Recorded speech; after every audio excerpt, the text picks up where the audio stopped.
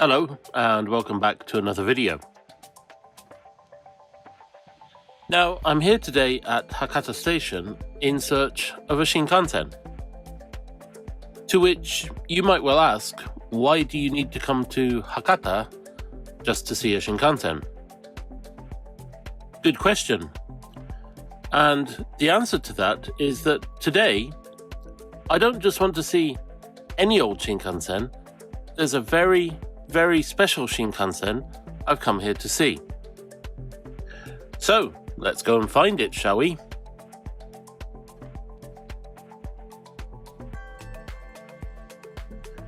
Okay, this is the train I came here to see.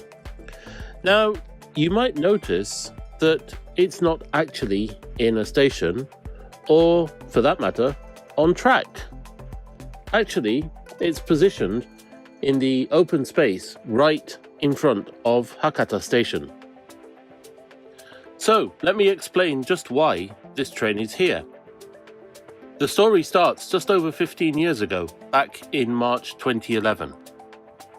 On the 12th of March in that year, the full Shinkansen line between Hakata Station and Kagoshima Chuo Station opened for business. Incidentally, that was the day right after the Great East Japan earthquake. Naturally, all of the celebrations and events to commemorate the opening of the new line were cancelled. Anyway, because the line opened in 2011, that means that it's marking its 15th anniversary this year. Now, in the intervening 15 years between the line opening and this year, there was another large earthquake in Japan in Kumamoto on April the 14th, 2016. And in this earthquake, one of the 800 series Shinkansen sets was derailed and rendered unusable. That train was moved to Kumamoto Depot and there it stayed until earlier this year. Anyway, back to the present. JR Kyushu always seems to be quite an innovative railway company, and it decided to commemorate the 15th anniversary of the opening of the Kyushu Shinkansen with a project called Tsubame no Daibouken. This name basically equates to something like the Tsubame's Great Adventure. By the way, Tsubame is the name for Shinkansen services wholly within Kyushu on the Kyushu Shinkansen line, and these train sets that operate those services, the 800 series trains. The project involved resurrecting one carriage of the train that was damaged in the Kumamoto earthquake and taking it around part of Kyushu, not by rail, but by barge.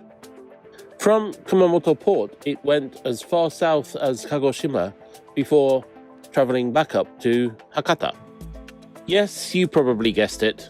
That resurrected carriage is this one.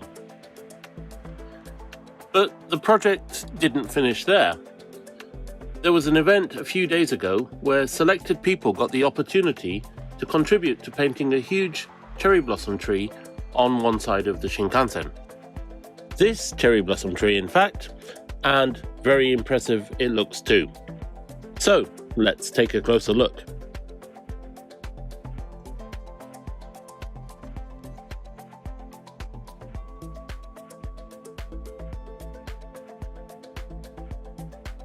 Today is Saturday, April the 18th, and the Shinkansen is on display here in Hakata until tomorrow.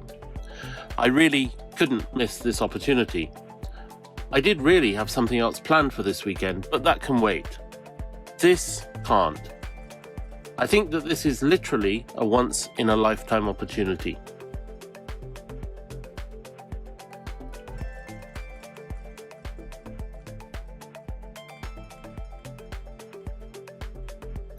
As I mentioned earlier, JR Kyushu is actually quite an imaginative railway company. The company runs a range of tourist trains, or trains where the train itself is the destination, you might say. Obviously, the Shinkansen is somewhat different because it does compete on speed, but I think that JR Kyushu running what I'm calling destination trains is possibly because traditionally the railway lines in Kyushu have not been quite so fast in terms of speed, And this has meant that JR Kyushu has not been able to compete so much in terms of speed, at least not in terms of services on conventional lines. And so this has led JR Kyushu to concentrate on competing in terms of facilities, atmosphere, and originality. So the experience has always been important when travelling on JR Kyushu trains. JR Kyushu as a whole has always been quite imaginative in terms of what it will attempt to do. And this project, the Tsubame no Daibouken project, is an outstanding example of that imaginative attitude.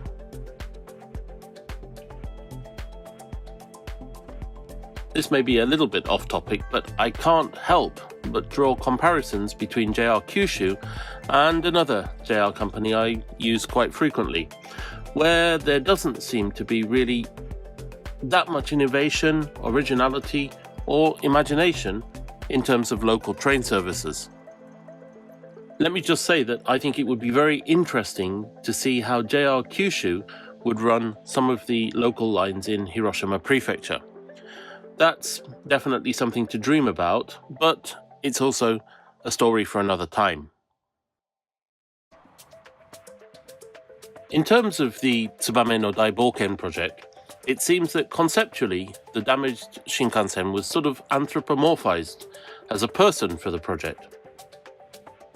The whole trip from Kumamoto down to Kagoshima and then back up to Hakata seems to have been billed as a way for it, the train, or should I say him, to travel one more time the area of Kyushu corresponding to the line it used to travel, in other words the Kyushu Shinkansen, as a way of saying thank you to the people living in that area of Kyushu for using the Shinkansen over the past 15 years.